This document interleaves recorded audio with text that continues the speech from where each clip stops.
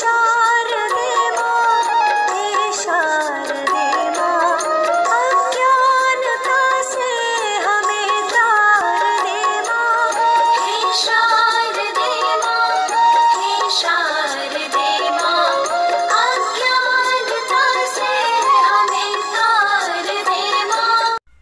नमस्कार, आप सभी का हमारे YouTube चैनल द फ्रॉड प्रहारक में स्वागत है। आप सभी को बसंत पंचमी की बहुत शुभकामनाएं। आप सभी को बसंत पंचमी के उपलक्ष्य में मैं एक कहानी सुनाने जा रहा हूं, जो कि मेरे गुरु ने मुझे सुनाई थी। कि कहानी है, कर्मों के बदले कृपा बरसती है। जैसा हम कर्म करते हैं हमें वैसा ही फल मिलता है।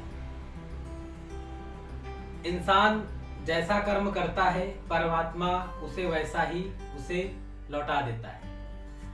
एक बार द्रौपदी सुबह तड़के स्नान करने यमुना घाट पर गई। भोर का समय था।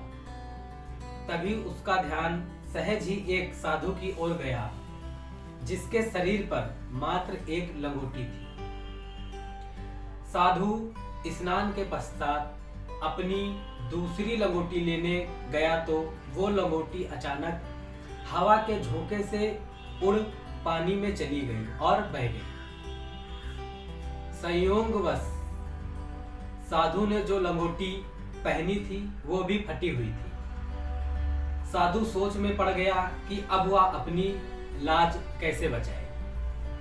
थोड़ी देर में सुबह होने वाली थी और घाट पर भीड़ भी बढ़ने वाली थी।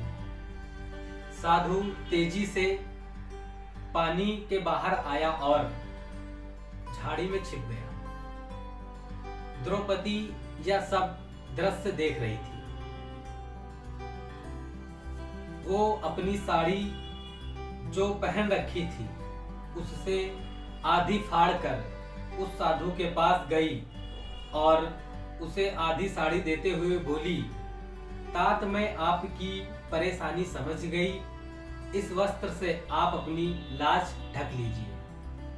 साधु ने सकुचते हुए साड़ी का टुकड़ा ले लिया और आशीष दिया कि जिस तरह आज तुमने मेरी लाज बचाई है उसी तरह एक दिन भगवान तुम्हारी लाज बचाएंगे।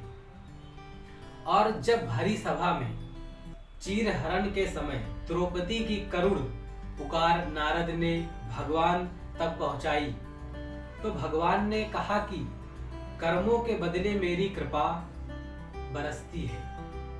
यह कोई पुण्य है, यह कोई पुण्य है।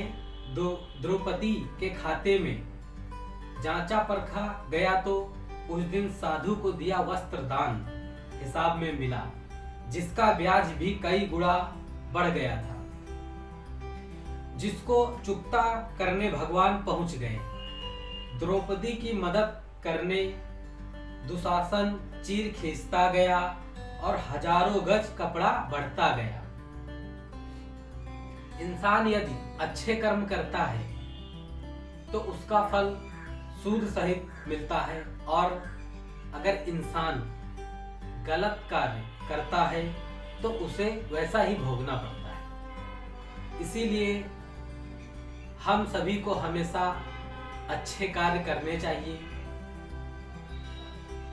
और लोगों की भलाई करनी चाहिए। नमस्कार।